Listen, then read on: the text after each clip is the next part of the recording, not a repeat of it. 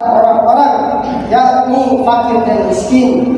Orang yang mampu berkurban, maka ia bagikan dari hewan kurbannya kepada mereka yang tidak mampu. Yang sebagian dari mereka mungkin hanya merasakan daging setahun sekali. Dengan itu kegembiraan akan merata. Kegembiraan akan dirasakan oleh sebanyak-banyaknya umat Islam. Dari titik ini kita dapat mengambil kesimpulan bahwa memenuhi kebutuhan orang-orang yang membutuhkan dan menggembirakan mereka dengan zakat dan daging kurban adalah sesuatu yang semestinya selalu mengiringi setiap momen hari raya. Hakikat hari raya adalah kegembiraan bersama, kasih sayang, empati dan berbagi kepada sesama. Hadirin rahimakumullah, sebagai upaya untuk menjadikan hari raya sebagai kegembiraan bersama, kita semestinya menyambut hari raya dengan mempersiapkan diri kita untuk berbagi dengan yang lain. Menjelang hari raya, kita persiapkan diri kita untuk membantu sesama, meringankan beban saudara-saudara kita yang membutuhkan dan menghilangkan kesedihan mereka dengan menyumbangkan sebagian harta kita. Jika tidak mampu, maka dengan ucapan-ucapan yang indah yang dapat menghibur hati mereka, dengan sapaan dan senyuman tulus kepada mereka, serta lantunan doa untuk kebaikan mereka. Ketika kita berkumpul bersama ayah ibu kita, bersama anak-anak kita, teman-teman kita, dan orang-orang yang kita cintai dalam rangka makan bersama pada momen hari raya penuh canda tawa ini, ingatlah bahwa di beberapa tempat masih banyak anak-anak yatim piatu yang tidak mendapatkan kasih sayang dari orang tua mereka. Di sana ada janda-janda tua yang bekerja membantu pulang mencari nafkah untuk menghidupkan anak-anak mereka. Ingatlah, di berbagai tempat banyak orang yang kehilangan pekerjaan pada musim yang pandemi ini. Di berbagai daerah banyak orang yang kesulitan mencari nafkah akibat musibah yang terus mewabah. Paling tidak kita lantunkan doa untuk mereka pada hari yang penuh keberkahan ini, pada hari yang semestinya semua orang bergembira. Mereka menahan kesedihan mereka, merasakan perihnya hidup dan menanggung beban hidup yang serba kesulitan. Kita selipkan doa untuk mereka di tengah kegembiraan kita. Masyiral muslimin rahimakumullah, kita hadirkan dalam hati kita bahwa pada saat kita membantu orang-orang yang membutuhkan atau mendoakan mereka, pada hakikatnya kita sedang berbuat baik kepada diri kita sendiri. Kita renungkan dan kita hadirkan dalam hati kita kandungan makna dari ayat-ayat berikut ini. In ahsantum ahsantum li anfusikum. Jika kalian berbuat baik, sejatinya kalian telah berbuat baik bagi diri kalian sendiri. Quran surat Al-Isra ayat 7. Laisa 'alaika hudahum walakinallaha yahdi man yasha. Wa ma tunfiqu min khairin fali anfusikum wa ma tunfiquna illa ibtigha'a wajhillah wa ma tunfiqu min khairin yuwaffi ilaikum wa antum la tuzlamun. Maka maknanya, dan apapun harta yang kalian infakkan di jalan Allah, maka pahalanya itu untuk diri kalian sendiri. Dan janganlah kalian berinfak melainkan karena mencari ridha Allah. Dan apapun harta yang kalian infakkan, niscaya kalian akan diberi pahala secara penuh dan kalian sedikit pun tidak akan dirugikan. Quran surat Al-Baqarah ayat 272. Hadirin, hadirkan juga dalam hati apa yang disabdakan oleh baginda Nabi Muhammad SAW yang maknanya, barang siapa yang membebaskan orang mukmin dari kesulitan dunia, maka Allah akan membebaskannya dari suatu kesulitan pada hari kiamat. Barang siapa memberi kemudahan kepada orang yang dalam kesulitan, maka Allah Subhanahu wa taala memberikan baginya, maka Allah Subhanahu wa taala memberikan baginya kemudahan di akhirat. Barang siapa menutup aib seorang muslim, maka Allah akan menutup aibnya di dunia dan akhirat. Allah Subhanahu wa taala akan menolong seorang hamba selama hambanya tersebut menolong saudaranya yang muslim. Hadis riwayat Muslim. Masyiral muslimin rahimakumullah, kepada mereka yang terdampak musibah atau mengalami masa-masa sulit dalam hidupnya, yang disebabkan berbagai masalah. Kita sampaikan pembanding musibah atau ujian hidup yang dialami oleh Nabi Ibrahim dan keluarganya. Hadirin rahimakumullah, coba kita simak dengan seksama ketika seorang manusia besar, yaitu Nabi Allah Ibrahim alaihissalam sedang menapaki jalan terjal menuju ketinggian, menjalani detik-detik paling menggetarkan dalam kehidupan jiwanya, dalam segenap gelombang sejarah manusia, saat-saat ketika ia melampaui batas keraguannya dan masuk wilayah keyakinan yang baru, di mana ia benar-benar memutuskan untuk menyembelih putranya tercinta Nabi Ismail alaihissalam, karena memang sungguh ini adalah perintah Allah Subhanahu wa taala untuk memberi pelajaran yang besar bahwa mencintai makhluk tidak akan memberikan kebahagiaan hakiki. Cinta makhluk hanya akan menyengsarakan. Cinta dunia hanya akan membuat orang tertipu. Cinta yang hakiki adalah mencintai Allah Subhanahu wa taala, mencintai kebenaran. Nabi Ibrahim alaihissalam menahan perasaan harunya yang mendalam. Dia sembunyikan cintanya kepada anaknya. Dia pasrah kepada keputusan Allah. Dia berusaha air mata kecintaan di balik ketegaran. Dia yakin bahwa di balik perintah ada kejayaan. Maka di sebuah pelosok lembah Mina yang sepi, dia memanggil anaknya dan mengabarkan perintah ini kepadanya. Nabi Ismail pun datang menghadap Nabi Ibrahim. Nabi Ibrahim hanya bisa menatap wajah anaknya dengan perasaan yang sulit. Ia katakan, dia sembunyikan perasaan cintanya yang membara untuk mentaati Allah, sehingga dia hampir tidak kuasa membuka mulutnya. Namun dengan ketulusan jiwa, kesatrianya, sambil menyerahkannya semua kepada Allah yang Maha Rahman, Maha Rahim, ia pun berkata, "Ya bunayya, inni ara fil manami anni adbahuka fanzur madza tara." Wahai anakku, sungguh aku bermimpi bahwa aku diperintahkan menyembelih engkau.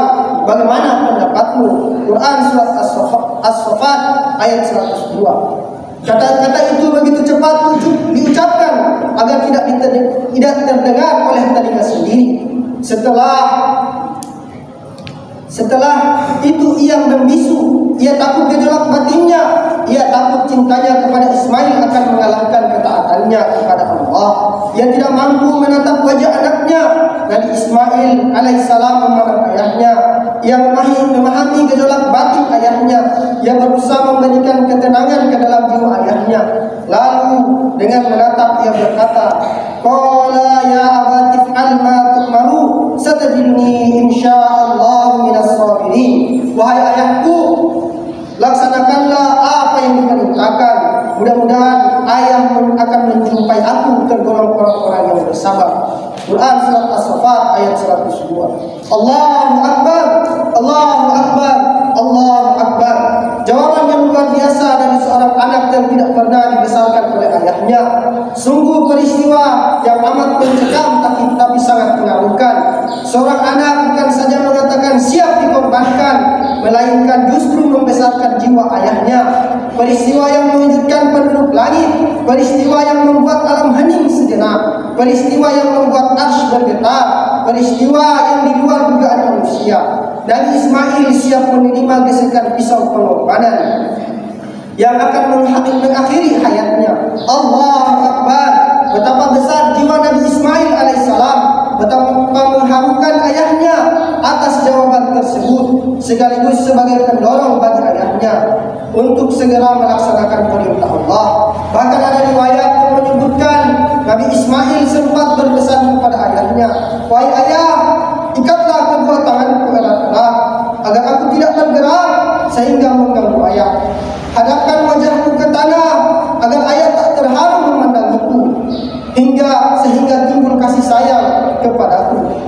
Jagalah pakaianmu ayah dari percikan darahku agar ibu tak bersedih melihatnya. Asahlah baik-baik pisaumu ayah agar berlalu cepat di leherku.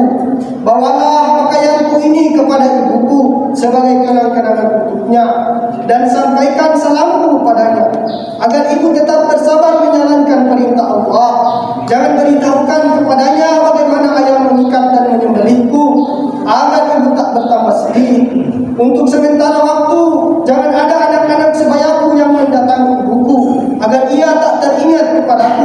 sehingga ia bersedih dan bersusah hati. Allahu Akbar, sungguh mengagumkan. Sungguh mengagumkan, tidak ada seorang manusia yang dapat membayangkan percakapan yang sangat bersahabat dan mengagumkan ini. Dua insan yang saling mencintai, yang akan melakukan pengorbanan yang agung. Yang satu bertugas menyembelih dan yang lain siap disembelih. Sungguh suatu peristiwa yang amat mencekam dan mengharukan.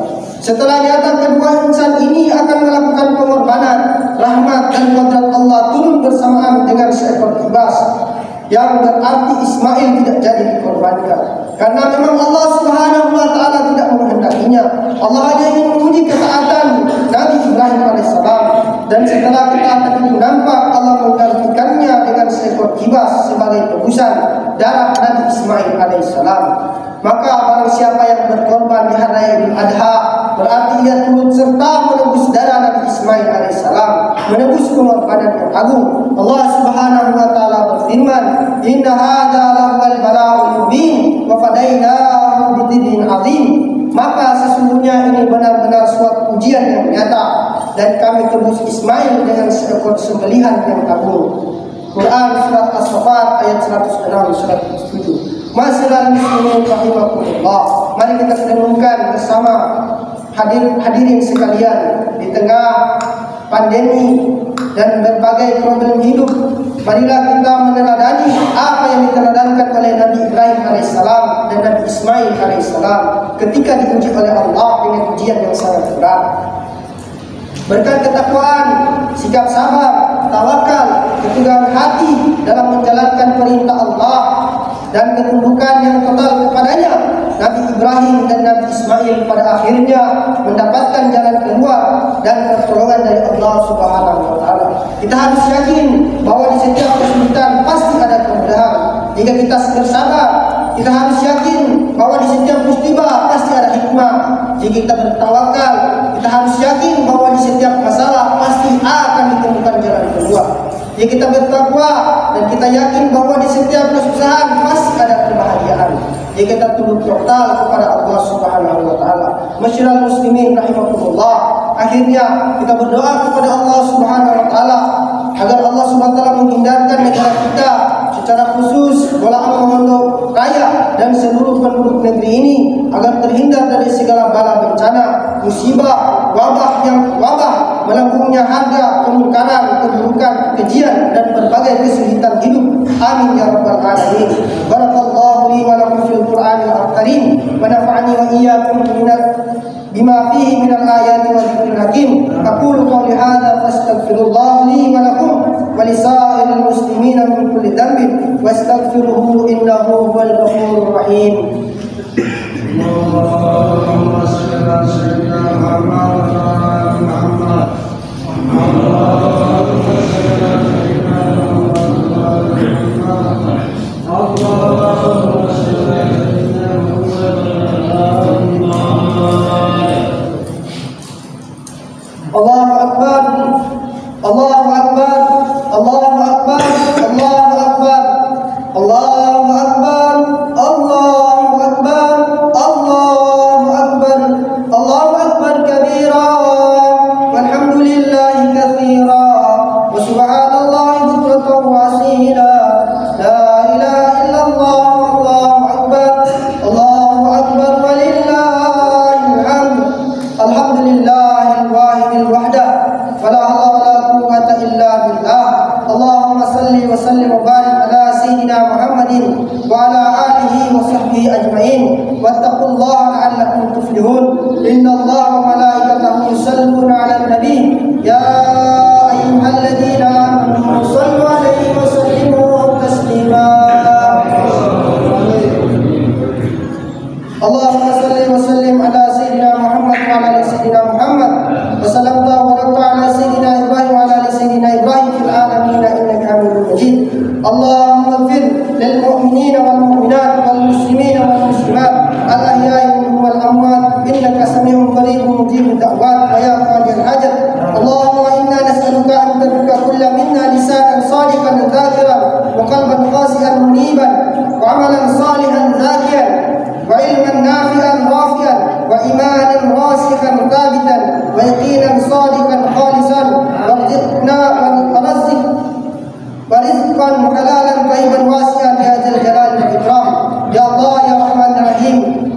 hari yang mulia ini ya Allah, kami angkat kedua tangan kami ya Allah, kami tundukkan kepala kami ya Allah, memohon kepada Engkau ya Allah dengan kemurahan-Mu ya Allah, kerahiman-Mu ya Allah.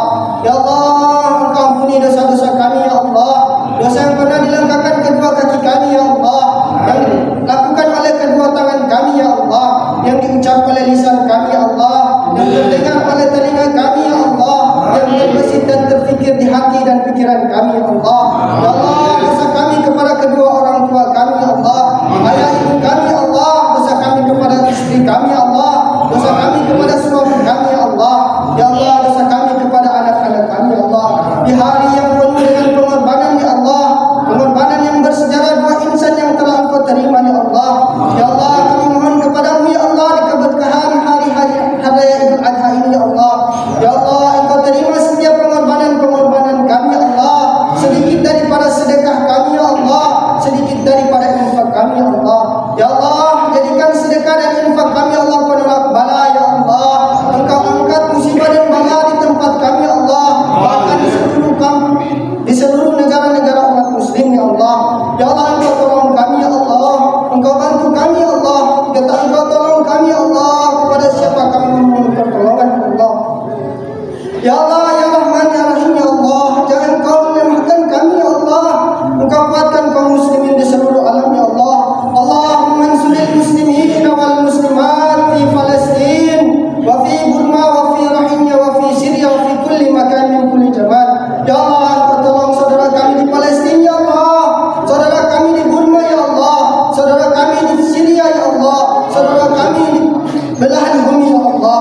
Ya Allah, jika Engkau tolong kami ya Allah, jika Engkau bantu kami ya Allah, tak ada lagi akan menyembah Engkau ya Allah. Ya Allah, ya Rahman, ya angkat fitnah ini ya Allah, angkat musibah ini ya Allah dalam kehidupan kami ya Allah. Ya Allah, ya Rahman, ya Allah, tolong kami ya Allah. Ya Allah, ya Rahman, ya Allah, bantu kami untuk taat kepada Engkau di atas sunnah Nabi ya Allah. Ya Allah, lahirkan ya Allah dari wanita-wanita rahim wanita kami ya Allah, anak-anak yang soleh ya Allah, soleh ya Allah. Allahumma ja'alna min ibadikal muttaqin ya Allah, jadikan kami hamba-hamba yang bertakwa ya Allah. Allahumma ja'alna min ibadikash syakirin ya Allah, jadikan kami hamba-hamba yang bersyukur ya Allah. Allahumma ja'alna min ibadikas shalihin ya Allah, jadikan kami hamba-hamba yang saleh ya Allah. Allahumma ja'alna min ibadikal mu'minin ya Allah, jadikan kami hamba-hamba yang beriman ya Allah. Allahumma ja'alna min ibadikal ladzina yujahiduna fi sabilik ya Allah, jadikan kami hamba-hamba-Mu yang siap berjuang di jalan Engkau ya Allah. Ya Allah, ya Rahman ya Rahim ya Allah, di hari yang penuh dengan sejarah pengorbanan ini ya Allah. Ya Allah, Engkau bukakan lagi Mekah Madinah untuk saudara-saudara kami yang hari ini ya Allah telah menabung bertahun-tahun untuk menunaikan ibadah haji ya Allah, hari ini kesampaian ya Allah. Engkau angkat wabah dan musibah ini ya Allah, Engkau mudahkan kami untuk datang ke Baitullah ya Allah, ziarah kubur Nabi-Mu ya Allah. Ya Allah, ya Rahman ya Rahim ya Allah, ya Allah, mudahkan kami ziarah kubur Nabi-Mu ya Allah. Ya Allah, Nabi-Mu bersabda ya Allah, barang siapa menziarahiku dalam keadaan kepada kuburku, seakan-akan ia menziarahku dalam keadaan hidup ya Allah. Ya Allah, jangan matikan kami ya Allah sebelum kami datang ke Baitullah menyempurnakan rukun Islam ya Allah. Jangan mudahkan dan matikan kami sebelum kami ziarah kubur Nabi kami ya Allah. Ya Allah, terima kami ya Allah, terima setiap pengorbanan kami ya Allah. Rabbana taqabbal minna innaka antas samiul alim wa tub alaina innaka antat tawwabur rahim. Rabbana atina fid dunya hasanah wa fil akhirati hasanah wa qina adzabannar. Wa sallallahu ala khairi khalqi sayyidina wa maulana Muhammadin sallallahu alaihi wasallam. Subhana rabbika rabbil izzati amma yasifun wa salamun alal mursalin walhamdulillahi rabbil alamin.